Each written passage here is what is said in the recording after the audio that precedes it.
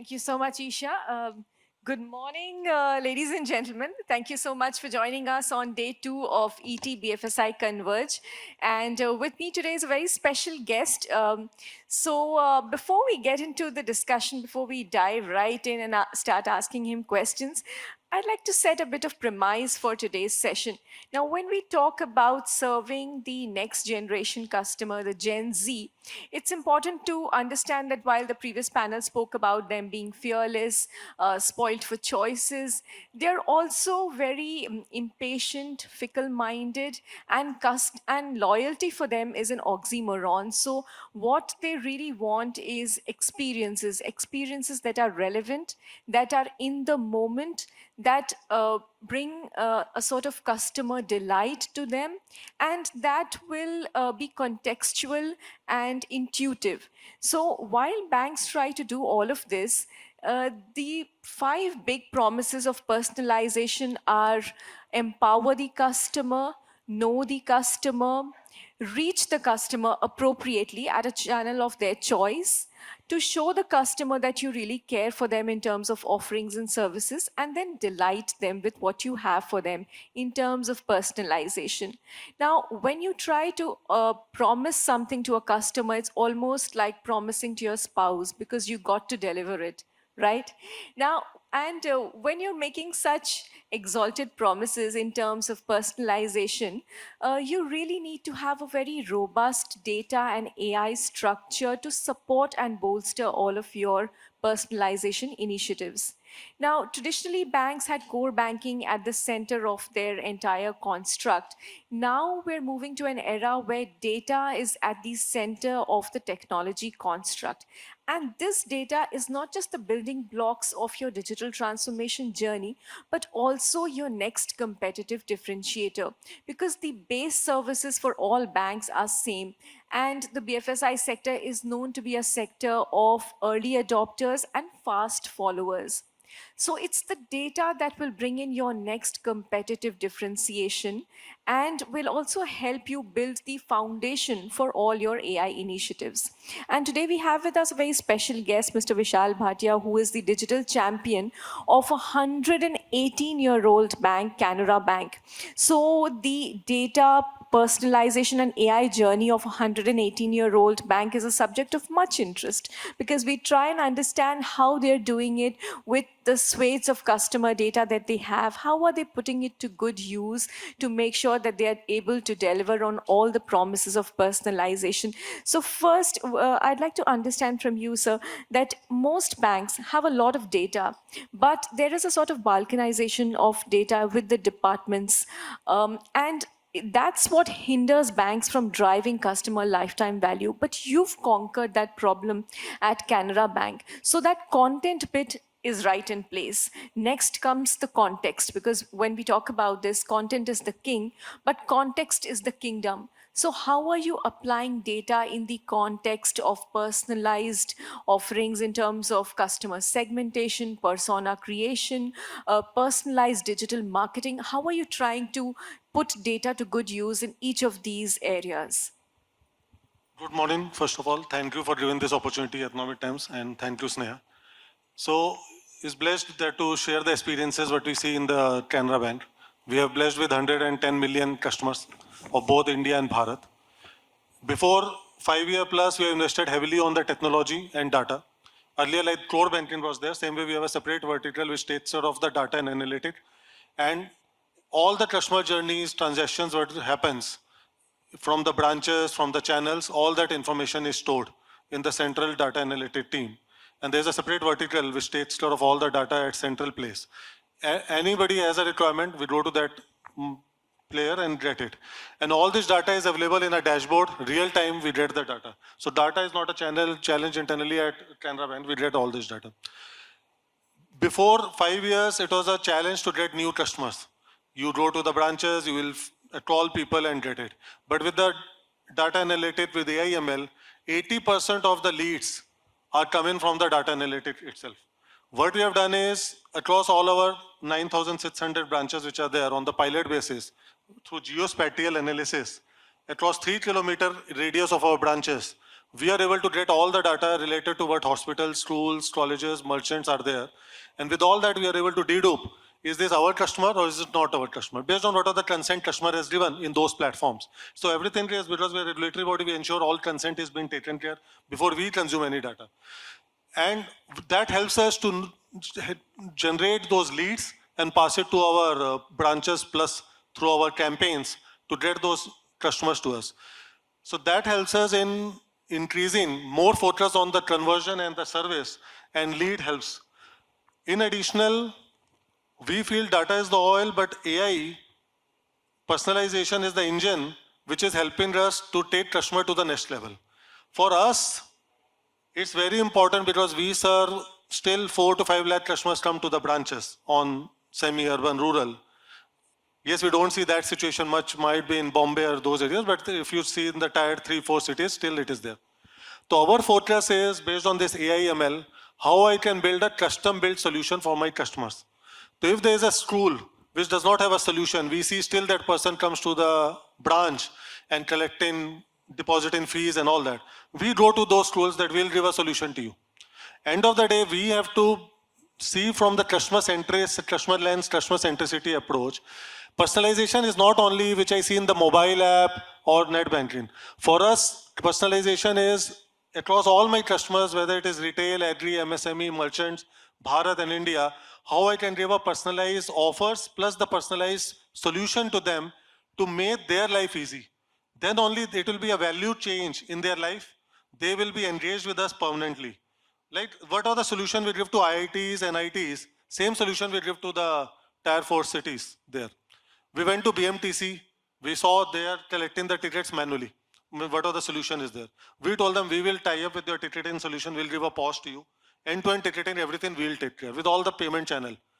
So that way we want to ensure we democratize digital through AI help, plus go to the persona of each customer level, not as a customer segmentation. Earlier customer segmentation was the key, but now it is more important as an individual customer, how I can change his or her life by giving the proper solution to them.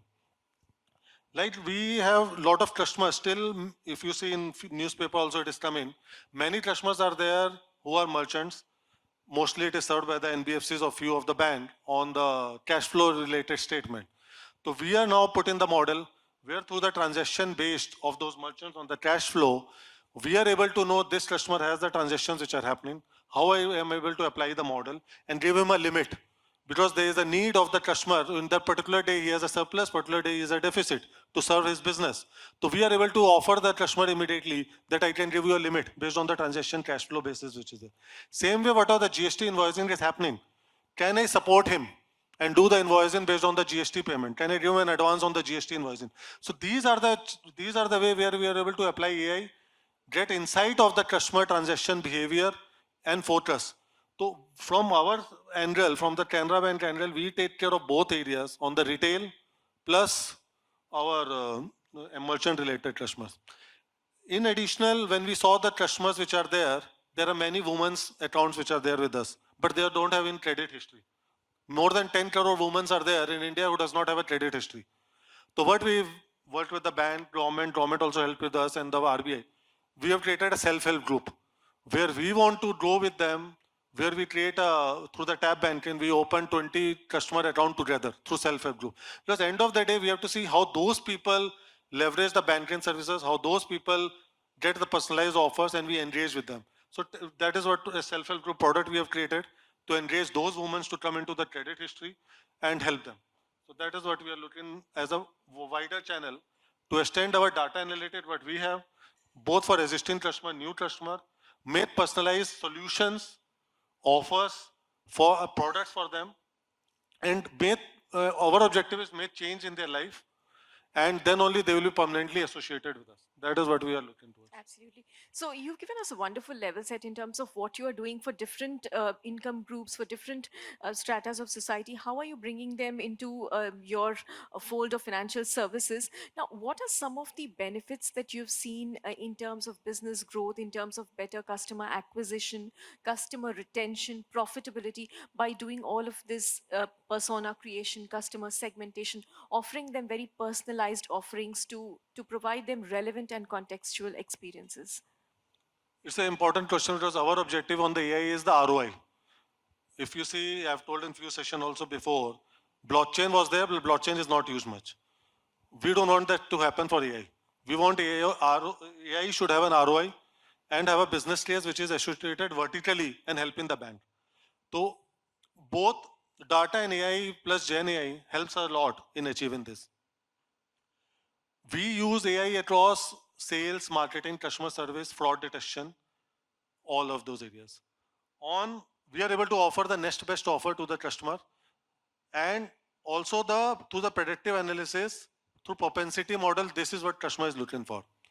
It is assisting us in 8 to 11% our new customer acquisition of the business on the both asset and liability has helped through this data and AI both. More our focus is on the fraud. As you might have noticed or heard, money mule accounts are there where customers are opening KYC, but the transactions are happening for the money mule part. So we have put a model on the money mule where, as of now, it happens on T+1 where we are looking to do the real-time basis, where we are able to do, we don't want AI to be done like a rule-based. You can't solve the problem with the rule-based. You have to solve problem with the pattern-based, and you also have to ensure the pattern is automatically updating the system so that in proactive basis you are updating your pattern-based system and able to detect the fault which is happening. So what you have done is in the money mule on T+1 basis, you are able to find these customers are money mule, and we are immediately doing the debit fees of those accounts. So that helps us to reduce the fraud which is there. Yes, we want to do real time, so we are working how to do near to real time. In addition, it's very important from our point of view to ensure a safe, secure, and a trusted platform we give it to the customer. From whatever the customer are using, any channel from us or the branch or the mobile or net banking, anything. So we put a lot of focus on the transaction monitoring, on the real-time transaction monitoring, how to put an AI/ML model. And also we are working with the experts on false positive to find out, so that to minimize the false positive part, then only our accuracy of the model will increase. We are not doing AI/ML model implement into production. We have a strict adherence AI governance policy where we have 7 to 8 guardrails are there before we put anything into production. We start ensuring that the biasism is minimal on any model. So we ensure the narrative cases which are there are incorporated in the model. We start with the low-hanging small ticket size, the CUG, to ensure how it is working fine. Where it is a large ticket size, we have an human intervention. End of the day, it's very important for us, whatever we do has to be authenticated, has to be transparent, has to be zero or minimal bias to be there, and has to be ethical and explainable. So we ensure all that is there. Currently, where it is a PIA information, we do it in our data center. We don't go into the cloud. If we have to go into the cloud, which is there, we ensure anonymous information is there, or the masked information, or tokenized based information only we use it. Because of the vast data we have and the patterns of the past behavior we have, it's also helping us on the fraud reduction. Also on we are able to tell this customer will default based on the pattern. You might have given a loan to a customer, but over the period you have to also monitor closely, will that customer will default or not over the period of time based on whatever the transaction scenario or the behavior which is happening. So we are able to detect that scenario, and that is also incorporated in the collection system. So that way also we know that what more extra effort to be put, what channel the customer will be ready to give us the money back and minimize the slippage. So that is helping us on the cost slippage or not. I can't tell the amount, but it is helping us the pre-CIC, where our customers are going, applying loan anywhere, we are able to know real time. And that immediately we tell to our respective customer service and agent. That is helping us to ensure that customer stickiness is there and helping us to increase what are the asset and loan portfolio which is there. We ensure that the data what we give, the next best offer and all that, is there omni-channel. It's available in the branch. When customer comes, it is available in the CRM solution. It's also available in the channel. So that the customer feel wherever I'm there, that the same offer, same omni-channel experiences, which is very important, which is there. And as I mentioned previously, the persona-based personalization through AI and the omni-channel is the game changer for us, which is helping us in increasing the revenue growth on both liability and asset side, and helping us the stickiness of the customer. And with the fraud detection and default prediction, that is helping us to ensure that minimizing the slippages for us as well. So both way we are helping with the bank. Right, absolutely. So you very elaborately explained all the benefits that you're garnering and what are some of the guardrails and best practices you are adopting while leveraging AI for personalization. Now, sir, we've also seen this trend that customers today, especially the next gen customers, are willing to share their personal data in return for contextual offers. Now, given the vast digital real estate of your bank and the digital exhaust that your customers leave behind, how do you make sure that you protect the data privacy of over 11 crore customers that you have? How do you make sure that you mitigate the risk on that front as well? It's a valid point, and before 3-4 months also there is a guideline which has come from RBI that ensure more security mechanisms are there. What we do is, we are a government body, we ensure that the data is safe for our customers. We only take the consent information with us. No, none of the data goes outside our data center. It's all in the data center.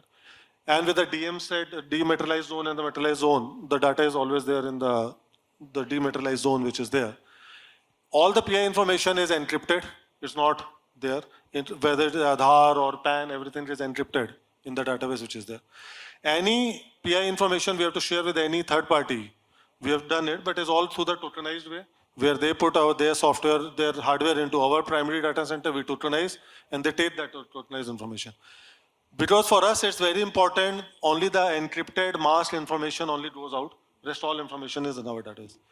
We have a 24/7 cyber security cell where we put the full checklist, where we adhere 100% what are the checklist is there, where every hour the reporting goes. What is, if any phishing things are there and all that, immediately ERT call happens, everybody comes immediately on the call to ensure everything is taken care.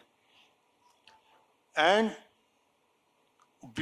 before we're putting anything into production, there's a proper source audit.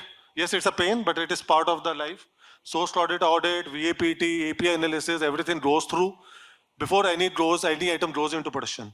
That ensures that nothing harmful goes into the production part which is there. And we ensure with the proper timeline, no critical high vulnerabilities are open beyond the time which is there. So that ensures that the protection of our source, our systems are there, and data which is being taken care. So this is the way we ensure the governance body, which is the compliance framework, which is there. Absolutely. So when we're talking about personalization, obviously there's a lot of data that comes into play, and you can never underestimate the preparation that the perpetrators are making on their side to hack into your systems. So how do you make sure that mobile security and OTP security and all of these angles that come with the security angles that come with personalization are taken care of? Are you partnering with fintechs on this front? Yeah, I would say there are 3 areas how we see this situation. I'll extend to beyond the fintech. One is the digital part, technology investment, or the microservice containerization. Kubernetes is the game changer for all solutions that has happened to ensure the architecture or the technology is scalable. So we invest heavily on that. We invest those technologies on premise through the OpenShift and all that to ensure the containerized which is there. Now on the part which you mentioned, on the fintech part, we collaborate with fintech. Fintech is a collaboration with us which help us to give a better, agile customer experiences to our customers. And that helps us also to challenge ourselves, our customer journeys, and we collaborate a lot with them. On the channel part, we are able to detect if any remote signatures are there, any installation has happened on the mobile app, we are able to detect all those part which is there. And we have the EFRM rules where any transactions which are happening. Cooling period is there, any beneficiary is added, those are there. Plus on the net banking, we have CAN Digital where we have to the customer, we ensured a VPN-like framework is available to them. And the net banking is for the corporate customer is only available through that. Now we have put a public key infrastructure on those to ensure that the safety of the security of the customers are being taken care of, other than the OTP part and all. There is still one problem. If any fintech has a solution, we are happy to collaborate with them. The problem is we are able to guide the customers, we are able to share all the learning materials and all that to them. But the one challenge is, can I tell my customer, your phone is not compromised? We are discussing with Google and also on that, because more than 90-95% phones are Android. It's very important to tell my customer your phone is compromised, which is not my mobile app. He might have clicked some APK, he might have clicked some link, and his SMS is getting forwarded, or somebody is able to see his phone, which it is not in our control. I'm not saying the situation where customer is compromising OTP and all that. But for me, based on my experience, I feel only one solution which is there to reduce frauds drastically, whether we say digital arrest or we say the fraudulent transaction, is to tell customer your phone is compromised. Unless until you do 4 or 5 things, I'll not allow you to do any transaction. Or you go to the branch, because for us is very important, we have to balance both the digital and the money part. We get many complaints on what are the frauds which are happening. We feel bad when the senior citizen people, they lose money.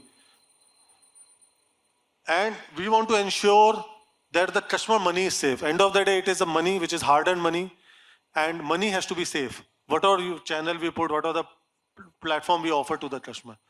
So this is what an open area which is there. We are working with the third parties or fintech as a solution to alert customer your phone is compromised. And because you have done these 4 or 5 actions, because customer is not aware, and we have to help customer in this area. So that is still open, which we are collaborating with other fintech players. Absolutely. Any questions from the audience? Any of you, would you have any questions? Can we get the mic to him? Advancing the journey to personalized banking. Sir, I have one question. While I was listening to your notes, you mentioned that there are many customers who come to your branch, and there are many who may not come to your branch as often. Now, if we classify the customers into 2 buckets, one is the set of customers who want to do business with your bank, and there are set of customers with whom your bank wants to do business.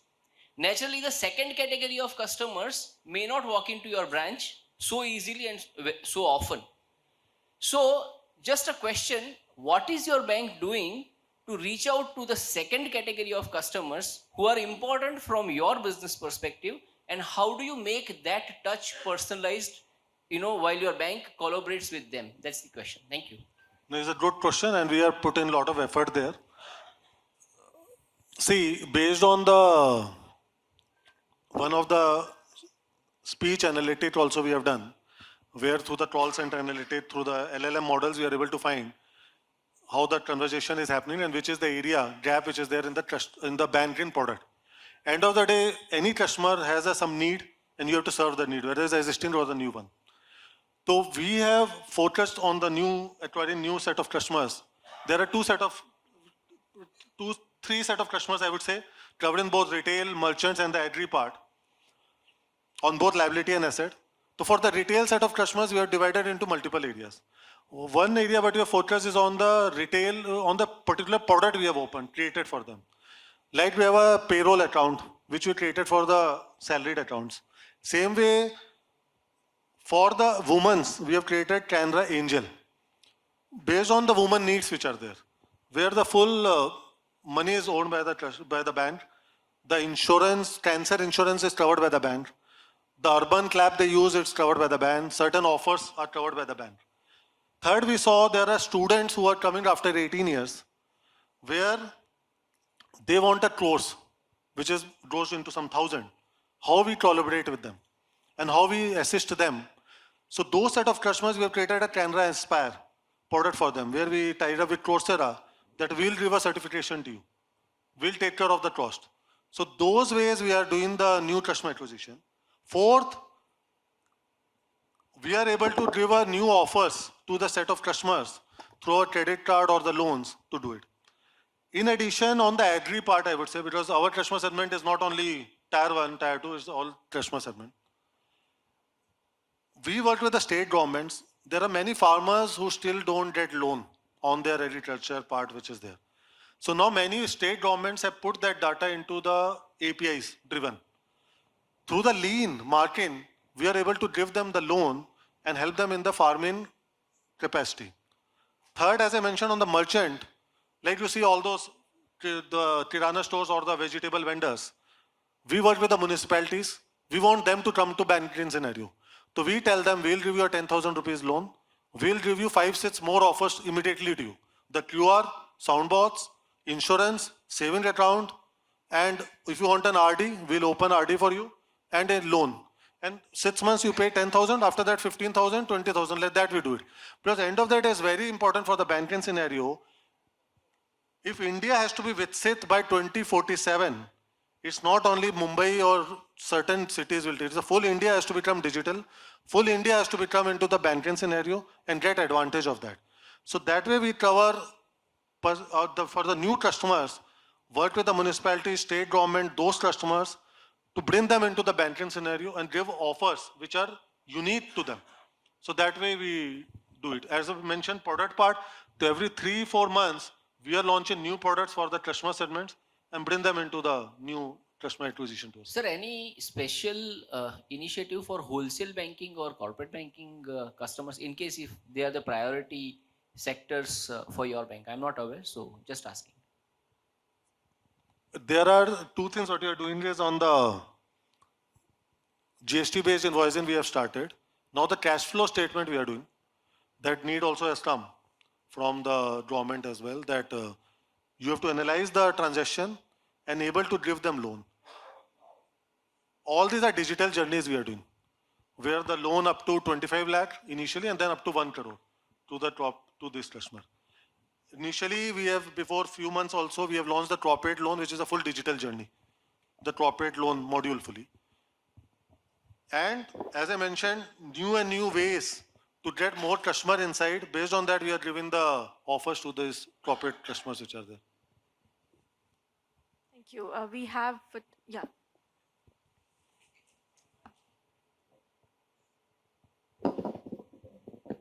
Hi, Vishal.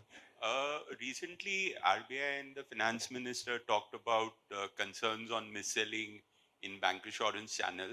From a digital perspective, do you think, or what would be your thoughts on using data, AI, and more tech support from the insurer side as well to build genuine products and then cross-sell or upsell them in the right context to customers?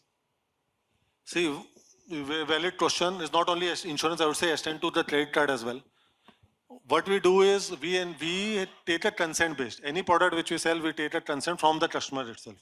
And that information we store. Like in the credit card, if I give or the insurance, we send a message to the customer that you give us a consent, then only we'll take the journey forward. In addition, all of our loan, the government has mandated also as part of the regulated KFS statement has to be given, key fact statement to be given to the customer that you have subscribed for all this sanction and after your approval only, the bank has given you that product. And most of our journeys, we are the pioneer in the NESL, which we use it. NESL based journeys are there, where whenever the mutual fund, insurance, loan, all that, where the customer gets an NESL link immediately after the transaction has happened, and he has to put an OTP. In his email, in his SMS, he gets only the link, mobile number what he has registered. And that information is stored in NESL itself about the documentation what has happened. So because it's very important auditory proof for us, tomorrow if any customer says I have not taken it, then this proof helps us that you only have signed, you have only OTP'd from your SMS or email. And this is the proof which is there, which is helping us. So both consent based plus NESL based, we have put in our journey, NESL based signature in our journey to ensure that mis-selling is reduced to minimal. And we are very, from the top management, from the Canara Bank, we are very much put a lot of focus to ensure it is minimal to the zero, this impact which is there. Thank you. I think that's all we have time for. Thank you so much, sir, for sharing your journey towards personalization through AI and data. Thank you. We really appreciate your insights, and I hope some of the best practices that you shared, the audience can learn from it and take it back to the organization in terms of takeaways. Thank you so much, everyone. You were a very attentive and patient audience.